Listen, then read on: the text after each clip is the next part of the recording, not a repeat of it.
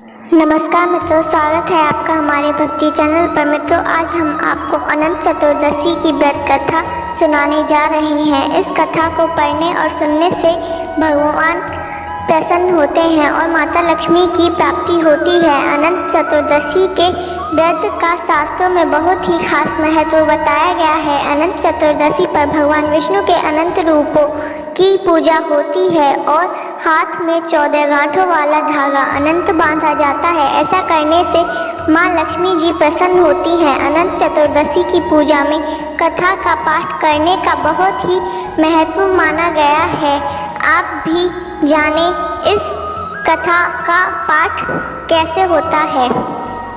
अनंत चतुर्दशी की कथा शुरू करते हैं। एक बार महाराज युधिष्ठिर ने राजसूय यज्ञ किया और यज्ञ मंडप का निर्माण बहुत ही सुंदर और अद्भुत रूप से किया गया। उस मंडप में जल की जगह स्थल की जगह जल की भ्रांति होती थी।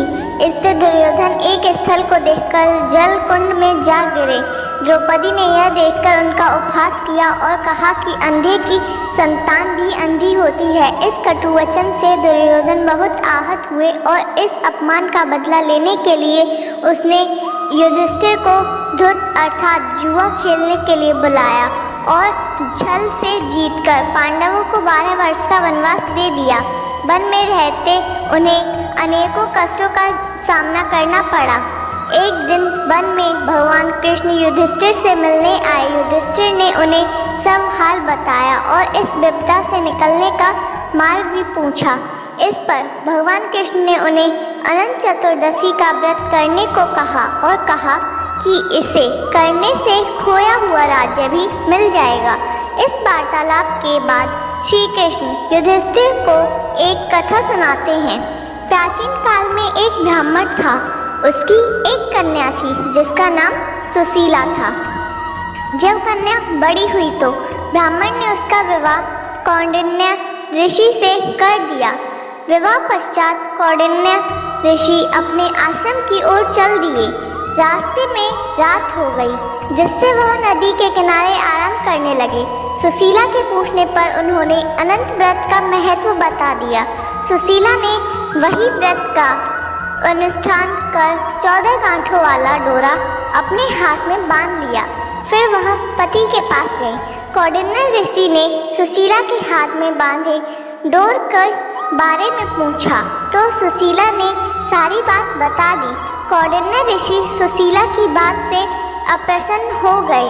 उसके हाथ में बंधे डोर को भी आग में डाल दिया। इससे अनंत भगवान का अपमान हुआ, जिसके परिणाम स्वरूप कौंडिन्य ऋषि की सारी संपत्ति नष्ट हो गई। सुशीला ने इसका कारण डोर का आग में जलना बताया। तत्पश्चात की अग्नि में जलते हुए ऋषि अनंत भगवान की खोज में वन की ओर चले गए। वे भटकते भटकते निराश होकर गिर पड़े और बेहोश हो गए।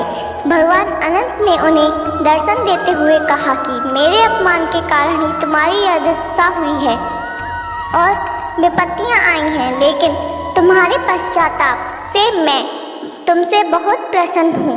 अपने आश्रम में जाओ और 14 वर्षों तक विधि विधान से मेरा यह व्रत करो। इससे तुम्हारे सारे कष्ट दूर हो जाएंगे। कौंडिन्य ऋषि ने वैसा ही किया और उनके सभी कष्ट दूर हो गए और उन्हें मोक्ष की भी प्राप्ति हुई। श्री कृष्ण की आज्ञा से युधिष्ठिर ने भी अनंत भगवान का व्रत किया, जिससे पांडवों को भी महाभारत के युद्ध में जीत मिली। भगवान अनंत ने जैसे पांडवों का और कौंडिन्य ऋषि के कष्ट हरे, ऐसे ही सभी के कष्ट हरना। भगवान किसी के साथ बुरा न करना। कथा सुनने वाले व कहने वाले सभी पर अपनी कृपा बनाना।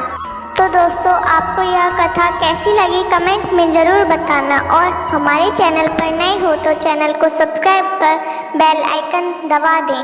आपसे मिलते हैं अगली वीडियो में, तब तक के लिए धन्यवाद। जय श्री कृष्ण।